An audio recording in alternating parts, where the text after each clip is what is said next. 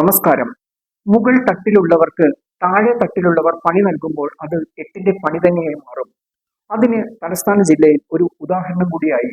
Mayor ആയിരിക്കുമ്പോൾ Arya രാജേന്ദ്രനുമായി ഉടക്കിയ KSRTC താൽക്കാലിക ഡ്രൈവറായിരുന്ന യദുവാണ് ആര്യ രാജേന്ദ്രന് ഇപ്പോൾ എട്ടിന്റെ പണി നൽകിയിരിക്കുന്നത്. മേയർ എന്ന നിലയിൽ പാർട്ടി ഭരണം തുടരുമ്പോൾ ആര്യ ജോലി തെറിപ്പിച്ച KSRTCയുടെ താൽക്കാലിക ഡ്രൈവർ യദുവിന് UDF സർക്കാർ ഇപ്പോൾ ജോലി നൽകിയിരിക്കുകയാണ്. സ്പീക്കർ തിരുവഞ്ചൂർ രാധാകൃഷ്ണനാണ് നിയമസഭയിൽ താൽക്കാലിക ഡ്രൈവറുടെ ജോലി യദുവിന് നൽകിയിരിക്കുന്നത്. യദുവിന് ജോലി നൽകണമെന്നാവശ്യപ്പെട്ട് ചാണ്ടി ഉമ്മൻ MLA സ്പീക്കർക്ക് കത്തും നൽകിയിരുന്നു. ഈ കത്തിലാണ് സ്പീക്കർ നടപടിയെടുത്തത്. KSRTCയിലെ ജോലി തെറിച്ചപ്പോൾ നിയമസഭയിൽ ജോലിക്ക് കയറിയാണ് ആര്യയ്ക്ക് യദു മറുപടി നൽകിയിരിക്കുന്നത്. ആര്യ യദു വിവാദത്തെ തുടർന്ന് യദുവിന് അന്ന് ജോലി നഷ്ടമായെങ്കിലും ഈ സംഭവം ആര്യയുടെ രാഷ്ട്രീയ ഭാവി തന്നെയാണ് ഇല്ലാതാക്കിയത്. മേയർ ഒരു താൽക്കാലിക ജീവനക്കാരനെ KSRTC ബസ് തടഞ്ഞ് വെല്ലുവിളിച്ചത് CPMന് അന്ന് രാഷ്ട്രീയമായി വലിയ തിരിച്ചടിയായി മാറുകയും ചെയ്തു. കേരളത്തിലാകമാനം ഈ വിവാദം പ്രതിഫലിക്കുകയും ഭരണനഷ്ടത്തിന് വരെ കാരണമാവുകയും ചെയ്തു.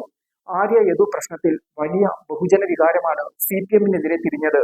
CPMന്റെ അഹന്തയുടെ പ്രതീകമായാണ് ആര്യ മുദ്രകുത്തപ്പെട്ടത്.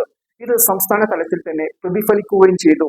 ആര്യക്കെതിരെ വന്ന വികാരം മനസ്സിലാക്കി കോർപ്പറേഷൻ തെരഞ്ഞെടുപ്പിൽ ആര്യയെ CPM ഒഴിവാക്കി. മുൻ മേയർക്ക് കോർപ്പറേഷൻ തെരഞ്ഞെടുപ്പിൽ സീറ്റ് പോലും CPM നൽകിയില്ല.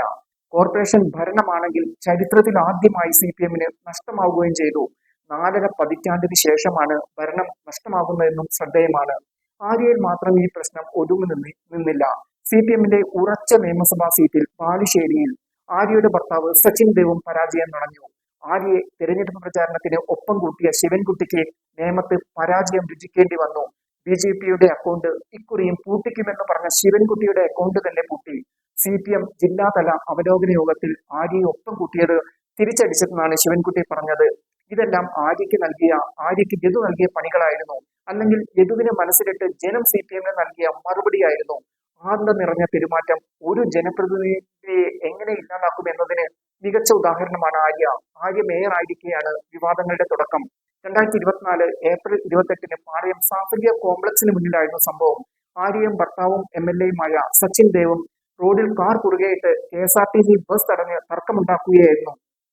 വാഹനം ഓവർടേക്ക് ചെയ്തതുമായി ബന്ധപ്പെട്ടാണ് തർക്കമുണ്ടായത്. ഈ സംഭവത്തിൽ യദുവിനെതിരെ പോലീസ് കേസെടുത്തു.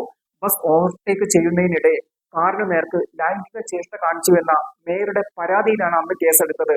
കോടതിയിൽ മേയർക്ക് അനുകൂലമായാണ് പോലീസ് കുറ്റപത്രം സമർപ്പിച്ചതും.